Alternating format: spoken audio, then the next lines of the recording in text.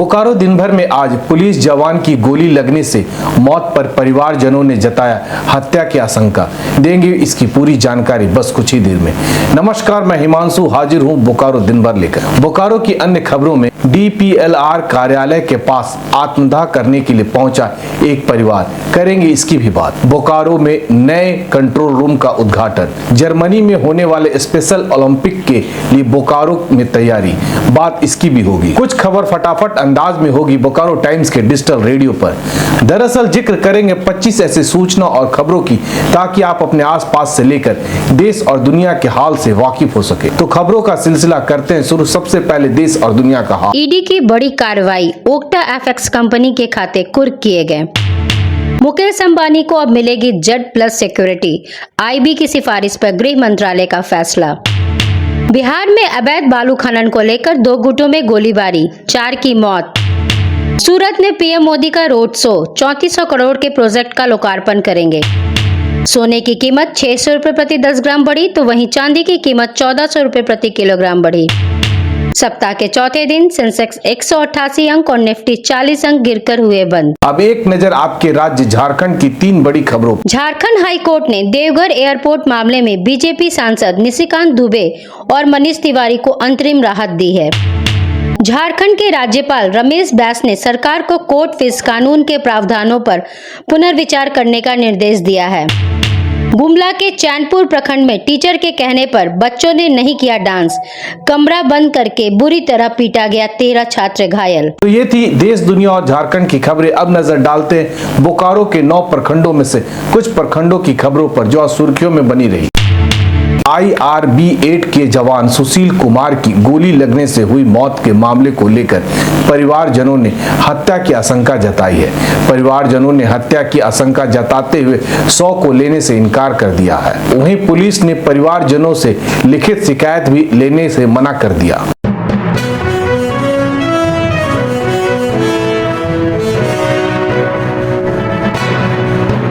इस मामले में झारखंड पुलिस मेंस एसोसिएशन के अध्यक्ष राकेश पांडे ने प्रशिक्षुत जवान को हथियार दिए जाने और एक साथ 250 जवानों को ड्यूटी पर भेजे जाने पर सवाल खड़ा करते हुए मामले की जांच की मांग की है। मृतक जवान सुशील कुमार के परिवारजनों के साहबगंज से देर रात बोकारो पहुंचने पर कागजी कार्रवाई शुरू की गई। आया गया था कि आम सफाई कर रहा था तब गोली लगी है, लेकिन यहाँ आने के बाद जब मैं हॉस्पिटल आया तो देखा कि यहाँ पे 2 गोली लगी हुई है, एक आगे लगी है। अगर वो सफाई करते समय एक गोली लगेगा तो और भी तब वहाँ पे पुलिसकर्मी होंगे, वो आएंगे, लेकिन पीछे भी लगी है सर एक। आप लोग खुद जाके देख सकते हैं, यहाँ पे डेड बॉडी है गाड़ी में। हमको साफ हत्या का शक लग रहा है सर।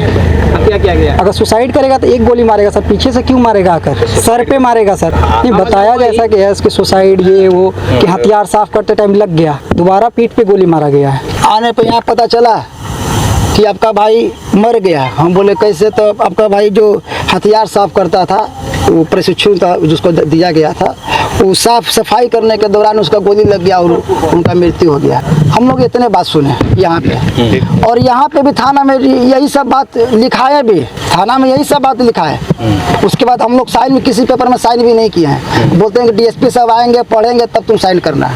हमने ठीक है, पढ़ लिख के समझ के साइन मैंने करना है। अभी तक हम साइन किसी में नहीं किया है। बताया गया है कि यह आर्म्स लेके रांची ड्यूटी में जा रहा था, उसी क्रम में यह घटना घटी है। हम लोग, सबसे पहला बात है कि हमें जो जानकारी है, हम अपने और वरीय पदाधिकारी से भी बात करेंगे कि क्या प्रशिक्षु जो अभी प्रशिक्षण प्राप्त कर रहे हैं, जो ट्रेंड सोल्जर नहीं है, जिन पासिंग आउट नहीं किए हैं, उनको हथियार देकर डिप्टेशन में भेजना उचित है या नियम विरुद्ध है। तब तक उस पर हम कुछ नहीं कहेंगे। इस पर गहन जांच होनी चाहिए। और जो बात हम लोग को बताया गया, यही बताया गया कि वेपन निकालने में ये भी हो सकता है कि चूंकि पूर्ण ट्रेंड सोल्जर नहीं है तो गलती से गोली चल गई हो। कितने जाने में और प्रतिनियुक्ति में और ड्यूटी बांटने में प्रशिक्षण से कहीं ना कहीं अनियमितता बरती गई है। इस बात से इनकार हम लोग नहीं करते हैं, क्योंकि जो प्रशिक्षण प्राप्त कर रहे हैं जवान, वो 250 एक बार बिना कोई आदेश का मूवमेंट कर जाते हैं, और जो पूर्ण प्रशिक्षित जवान नहीं है उनको वेपन दिया जाता है। यह भी जांच का विषय है। बोकारो बुधवार को DPLR कार्यालय के पास जब आत्मदाह करने के लिए पहुंचा एक परिवार, जिसे समझा बुझाकर मामले को शांत कराकर भेजा गया है घर, जिसके बाद आत्मदाह करने के मामले के फिलहाल टाल दिया गया है।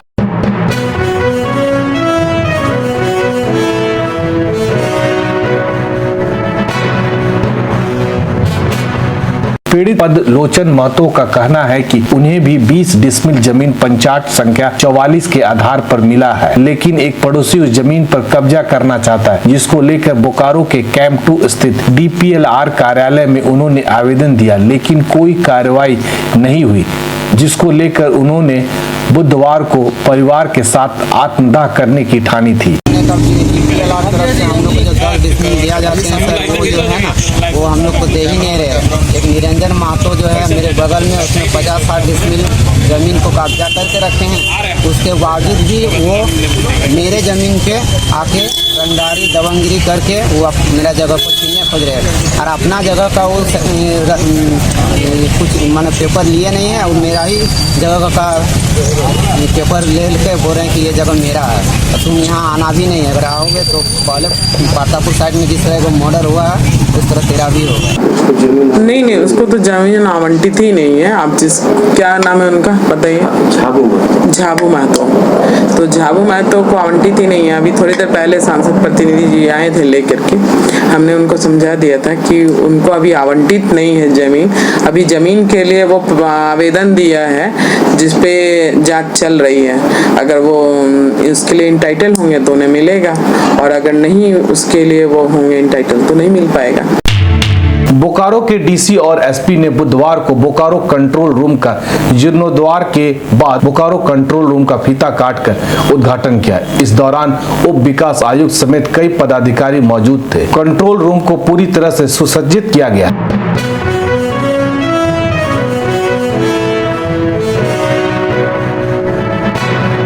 जिसमें DC और SP के बैठने के लिए संयुक्त कार्यालय कंट्रोल रूम में तैनात DSP अपर समाहर्ता के लिए कार्यालय कक्ष का निर्माण कराया गया, ताकि विधि व्यवस्था के समय अधिकारी बैठकर ठीक से जिले भर की मॉनिटरिंग कर सके।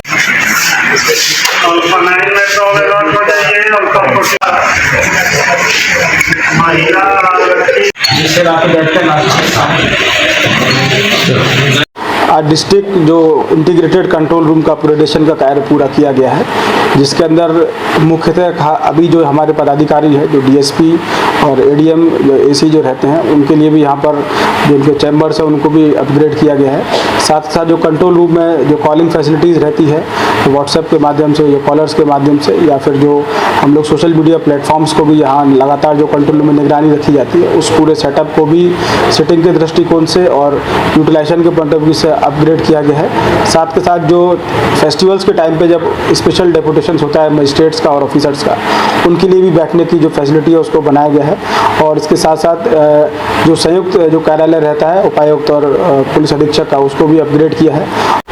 ये बेसिकली एक अभियान के तहत 2-3 हमारे इम्पोर्टेंट इंस्टीट्यूशन है, जैसे एक पुलिस लाइन था, एक कंपोजिट कंट्रोल रूम, जिसका उपायुक्त महोदय ने और हम लोगों ने डिसीजन लिया था कि इसको हम लोग पूरी तरह से रिनोवेट करेंगे।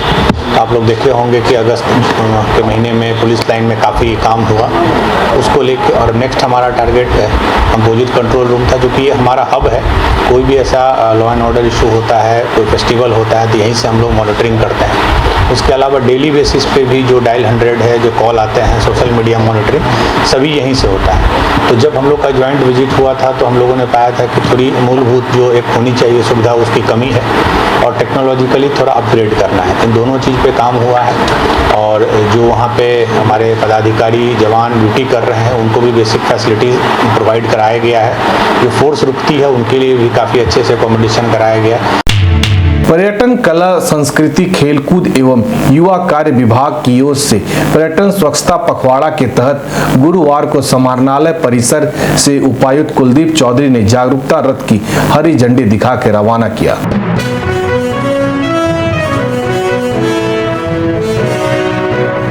इस दौरान उपायुक्त ने जिले वासियों से अपील करते हुए कहा कि न सिर्फ पर्यटन स्थल बल्कि किसी भी सार्वजनिक स्थल पर सिंगल यूज प्लास्टिक का उपयोग हम सभी को नहीं करना चाहिए। प्लास्टिक के उपयोग करने से पर्यावरण दूषित होता है।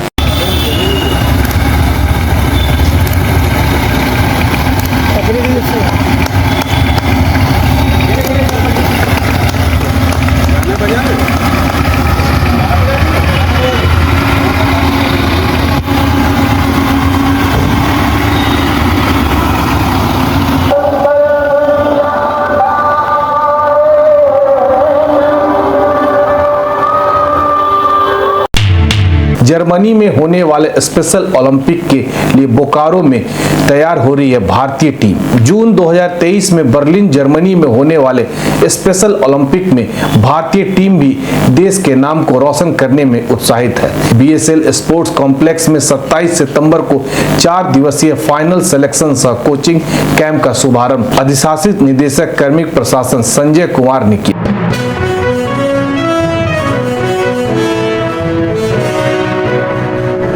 मानसिक रूप से दिव्यांग खिलाड़ियों के लिए बोकारो स्टील प्लांट के सीएसआर के तहत बैडमिंटन, साइकिलिंग, फुटबॉल और फुटसल के लिए फाइनल सिलेक्शन सह कोचिंग कैंप का आयोजन किया जा रहा है।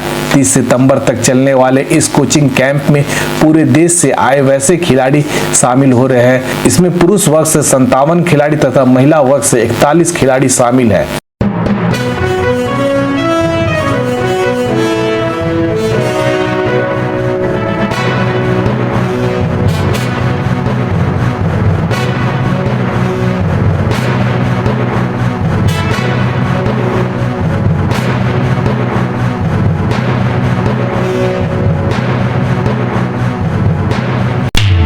अब जिले के प्रखंडों से 10 खबर फटाफट अंदाज में बोकारो टाइम्स के डिजिटल रेडियो पर।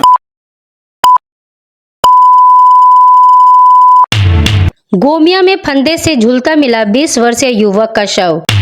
9 दिन बाद फुसरो नगर पालिका के सफाई कर्मचारियों ने की हड़ताल समाप्त। धवैया में बारिश से 2 ग्रामीणों का घर क्षतिग्रस्त। महियाटाड़ के कंडेर पंचायत में आधार सुधार केंद्र का उद्घाटन। पेटरवार में जन वितरण प्रणाली दुकान का उद्घाटन। हरला से निकले अवैध लोहे के साथ 2 धराए। बीएसएल का पाइपलाइन क्षतिग्रस्त कर वॉशिंग सेंटर चलाने पर हुई कार्रवाई। चास निगम क्षेत्र में बढ़ रहे हैं डेंगू के मरीज, निगम प्रशासन सुस्त। निगम क्षेत्र प्रशासन ने दुर्गा पूजा पर जल, लाइट, सफाई को लेकर किया हेल्पलाइन जारी।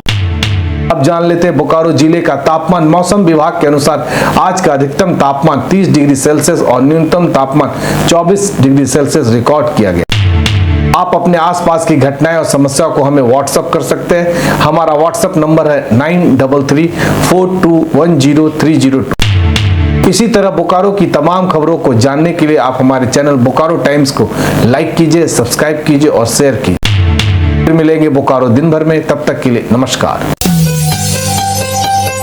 बने रहें thetimes media.com पर। आप हमें फेसबुक और यूट्यूब पर भी देख सकते हैं।